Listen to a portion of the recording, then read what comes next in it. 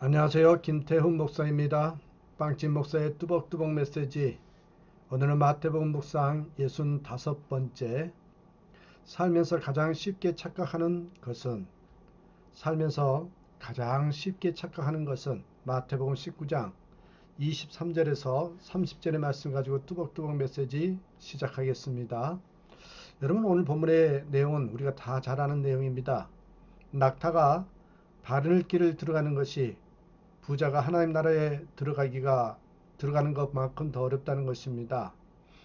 이 어느 시골교에서 연세가 지긋하신 할아버지 목사님이 열심히 설교를 하고 계셨습니다. 그런데 청중들의 반응이 도무지 시원치 않았습니다. 더러는 졸기도 하고 시계 보기도 하며 성경책을 여기저기 들춰보기도 하는 등 대부분은 딴청을 하고 있었습니다. 설교하는 목사님은 점점 맥이 빠지죠. 그런데 문득 앞좌석을 보니 어느 할머니가 계속 눈물을 닦고 있는 것이었습니다. 그 모습을 본 목사님은 그래, 단 한 사람이라도 듣고 은혜를 받으면 된다. 그런 마음이 들어서 용기를 얻어서 설교를 계속해 나갔습니다. 예배를 마친 후 목사님은 그 할머니에게 악수를 청하면서 말합니다. 할머니, 오늘 설교 말씀이 그렇게 은혜가 되었습니까? 그런데 어떤 말씀이 그렇게 감동적이었나요? 그러자 할머니는 울어서 퉁퉁 부은 눈으로 목사님의 손을 덕석 잡으면서 대답했습니다. 아이고 목사님, 설교는 뭔 말인지 잘 모르겠고요. 며칠 전에 제가 오랫동안 키우던 염소가 죽었어요. 그런데 목사님의 수염을 보니까 자꾸 그 염소 생각이 나서 그만. 여러분, 이렇게 말하더라는 겁니다. 흔히 착각은 자유라고 합니다. 그러나 착각하지 말아야 할 것을 착각하는 바람에 그 상처가 클 때가 많습니다. 그러면서도 여전히 착각하면서 사는 것이 우리들입니다. 사람이 살면서 가장 쉽게 하는 착각이 뭔지 아십니까? 아마 지금도 우리가 착각하고 있는 것들인데 착각하지 말아야 할 그 무엇이냐면 여러분, 우리 세 가지 살면서 쉽게 착각하는 세 가지를 한번 생각해 볼 텐데, 첫째는 여러분, 공짜는 내 소유다.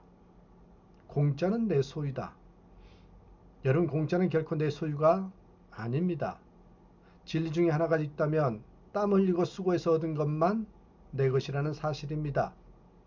공짜로 주어지는 것은 내 손에는 있지만 내 의식, 내 능력 속에서는 내 것이 아니고 깊게 잠겨 있지 않습니다. 그런데 이것을 내 것이라고 생각하는데 문제가 있습니다. 사람들이 가장 좋아하는 것이 무엇일까요? 아마 돈일 것입니다.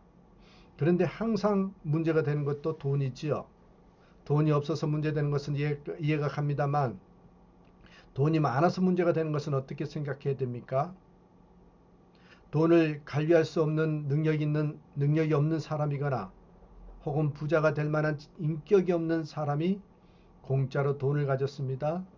이것은 비합리적인 겁니다. 우리가 심도 있게 한번 생각해 보면 돈이란 아무나 가져서 되는 게 아닙니다. 누구에게나 공짜로 돈이 생기면 다 잘 될 것 같은데 꼭 그게 아니란 말입니다. 그런데 누구든지 위락천금만 생기고 다 잘 되고 이것을 정당한 것처럼 착각하고 살고 있지 않는지요. 전혀 비합리적인 방법으로 소위 공짜로 얻은 재산을 마치 정당하고 합리적인 것으로 생각하고 그것이 평생 누릴 자기의 소유로 착각을 하고 땀 흘리지 않고 살아가다가 하루아침에 망하는 것입니다. 기억하십시오. 공짜는 내 소유가 아닙니다. 둘째로 우리 착각하는 것은 계속 성장이란 자연현상입니다. 이것은 자연법칙 내지는 자연현상에 대한 오해죠. 무슨 말이냐면 무엇이든지 시간이 지나면서 자연적으로 성장하고 자라나게 되어 있다. 이런 자연법칙에 대한 생각입니다.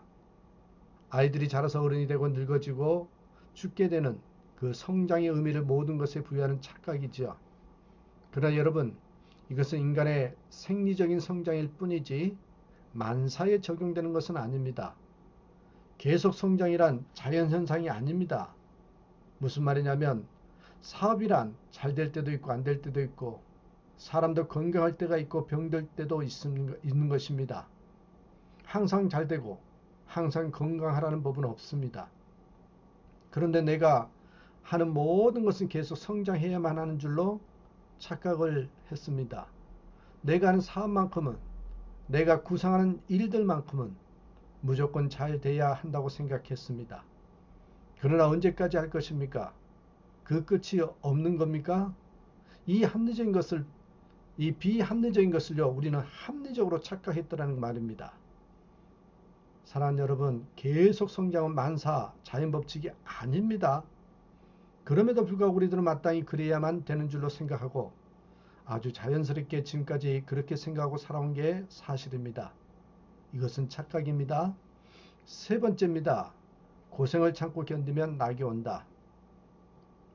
착각이죠. 여러분, 또 한 가지 착각이 있는데 바로 이 세 번째입니다. 고진감래를 운명처럼 생각하고 있다는 것입니다. 고진감래, 이 말은 여러분 정말 자체가 값진 말이지요. 고생을 참고 견디면 낙이 온다. 얼마나 좋은 말입니까? 그리고 실제로 있을 수 있는 일입니다. 그런데 여러분, 이것이 지나치다 못해서 운명처럼 생각하고 있습니다. 이게 문제입니다. 인생은 고해라는 말은 인생 자체를 고통이라고 전제하고 운명으로 받아들이는 불교에서 하는 말입니다. 인생이란 이미 개선의 여지가 없다고 생각합니다. 왜요? 운명이니까요. 그래서 불교 문화의 배경을 받아서 어차피 고통당하게 돼 있는 세상, 잘 참고 있으면 뭐든지 다 잘 될 줄로 믿고 있습니다. 이건 착각입니다. 감나무 아래서 누워서 입만 벌리고 있다고 홍시가 다 떨어지는 것은 아닙니다. 또 떨어진다 해도 언제 떨어질 때까지 그러고 있을 것입니까? 근본적으로 자세를 바꿔볼 생각을 하지 않습니다. 다시 새로운 원인을 제공해야 결과가 오는 거지 그냥 고진감래만 믿고 있다고 되는 게 아니라는 것입니다. 이런 불교적인 배경에 의해서 윤회적인 세계관을 가지고 있기 때문에 그대로 기다리기만 하면 언젠가는 좋은 때가 온다, 이렇게 생각합니다. 여러분, 운명론적으로 받아들이고 가만히 누워서 쨍하고 했던 날 돌아올 것이라고 하는 것은 쓸데없는 소리요. 그게 바로 비합리적인 것을 합리적으로 착각하고 있는 것입니다. 여러분, 강제든 자발적이든 개혁을 해야 개혁된 결과가 오는 거지 거저 오는 것 아무것도 없습니다. 땀 흘리지 않고 얻을 수 없고 정직함이 없이 수고 없이 결코 여러분 산업이 될 수 없는 것입니다. 예수님께서 말씀하셨습니다. 뭐라고 이야기합니까? 먼저 된 자로서 나중되고 나중된 자로서 먼저 될 자가 많으니라. 여러분, 여기에 무슨 착각이 있다는 것입니까? 먼저 된 자가 당연히 또 먼저 될 줄로 생각합니다. 먼저 된 자는 언제든지 무엇에든지 먼저 될 것이라는 착각입니다. 그것은 비합리적인 거라고 생각하고 있습니다. 그런데 여러분, 여기에 불행이 있는 것입니다. 자, 예수님께서 왜 이 말씀을 하고 계신지를 보면 비유로 부자가 천국에 들어가기가 낙타가 바늘기로 들어가기보다 어렵다, 그렇게 말씀하셨습니다. 가난하기 때문에 불행하다고 생각하는 우리들의 생각으로 보면 부자는 행복한 것 아닙니까? 또 돈이 돈을 번다고 하지 않습니까? 부자가 또 부를 낳는 거거든요. 이렇게 돈 있는 사람이 돈을 번다고 할 때 경제적으로 먼저 된 자는 계속 먼저 된다고 생각할 수 있습니다. 그러나 예수님 말씀은 그게 아닙니다. 오히려 부자는 천국에 들어가기가 참 어려운데 그 정도가 어느 정도냐면 낙타가 바늘기로 들어가기보다 더 어렵다고 말씀합니다. 그런데 여러분, 정말 낙타가 바늘기로 들어가는 방법이 없을까요? 아니요, 두 가지 방법이 있답니다. 한 가지는 바늘기를 낙타가 들어갈 만큼 크게 하면 됩니다. 그리고 또 한 가지는 낙타를 바늘기보다 작게 하면 됩니다. 물었더니 대부분이 첫 번째 방법을 말합니다. 그거 보면 어쩔 수 없는 인간들인 것 같습니다. 왜요? 나 중심적으로 생각하거든요. 나를 줄이거나 나를 희생할 생각은 전혀 않고 다른 것이 달라지고 다른 사람이 변하기를 바라는 지극히 이기적인 우리들의 모습을 엿볼 수 있는 대답입니다. 자, 여러분, 오늘 주님께서 원하시는 방향에서 보면 옳은 방법이 무엇입니까? 낙타가 바늘기보다 작아지면 가능합니다. 그런데 그것이 얼마나 어려운 일입니까? 하지만 방법은 그것뿐입니다. 그러면 지금 부자가 천국에 들어가면 어떻게 하면 된다는 이야기입니까? 마지막까지 부자 되겠다는 생각을 버릴 줄 알아야 하고 언제나 부자여야 한다는 착각을 깨뜨리라는 말씀입니다. 먼저 가진 자 되었고 많이 가진 자 되었다라는 기득권을 버리기 위해서 뼈를 깎는 아픔을 견디면서 작아지고 낮아져야 한다는 메시지입니다.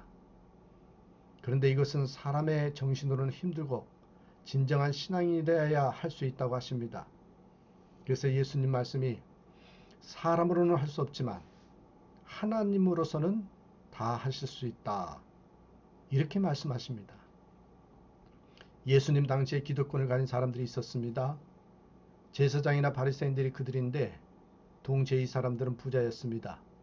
그러니까 정치, 경제, 종교, 문화 모든 면에서 먼저 된 자들이 바로 이 사람들입니다. 이 사람들이 생각하기에를 금생에서도 부자로 귀족으로 종교적 존경을 받다가 죽어서 천국까지 당연히 이어진 것이라고 생각하고 있습니다. 이게 착각이라는 거죠. 세상에서 살면서 돈이 있다고 영성도 함께 있고 신앙도 좋다고 생각하면 오산입니다. 세상에서 존경받는 위치에 있다고 해서 신앙까지 앞서가는 것은 아닙니다. 믿음 기간이 오래되었다고 해서 그 사람의 신앙이 절대적인 것은 아닙니다. 먼저 직분을 받았다는 것으로 영혼이 먼저 되고 천국을 누릴 조건이라고 생각하면 안 됩니다. 만약에 우리가 신앙생활을 하는 데 있어서 값을 지불하지 않고 공짜를 바라는 마음이 있다면 그것은 미신입니다. 언제부터 믿었냐가 중요한 게 아니라 어제 바로 믿었던 몇십 년을 믿었던 적어도 예수 그리스도를 위하여 참 믿음을 위하여 영생을 위하여 치러야 할 대가를 정당하게 지불해야 됩니다. 피카소의 작품 가운데 황소몰이라는 걸작이 있습니다. 그 값이 얼마라고 할 수 없을 만큼 높은 값의 작품이라고 합니다. 그런데 이 작품을 만들 때 쓰레기 처리장에서 주운 다 낡아빠진 자전거를 소재로 해서 만든 작품이라는 거 여러분 아시죠? 내버린 쓰레기장에서 주운 자전거지만 피카소의 눈에 띄고 피카소의 손에 들려질 때 엄청난 값의 작품이 되었다란 말입니다. 먼저 되었건 나중 되었건 간에 중요한 것은 여러분 주의 눈에 인정받아 주의 손에 들려질 때 새로운 역사를 창조하게 되는 것입니다. 오늘 본 말씀 보십시오. 29절에 내 이름을 위하여 집이나 형제나 자매나 부모나 자식이나 전토를 벌인 자마다 여러 배를 받고 영생을 상속하리라. 버릴 때 오히려 여러 배나 받고 겸하여 영생을 얻으리라고 주님은 말씀하십니다. 이 말씀은 가장 낮출 때 높이시고 가장 겸손한 자에게 영광을 더하시고 철저하게 마음을 비울 때 하나님께서 큰 것으로 채워주신다는 진리입니다. 이것이 하나님 나라의 질서입니다. 나중된 자가 먼저 된다. 세상이 아닌 하나님의 질서대로 사는 저와 여러분 되시기를 주님의 이름으로 부탁드립니다. 오늘도 고백하십시다. 나는 예수님 때문에 행복합니다. 예수 안에 있어서 기쁩니다. 이렇게 고백으로 하루를 시작하고 마무리하는 저와 여러분 되시기를 주님의 이름으로 축복합니다. 감사합니다.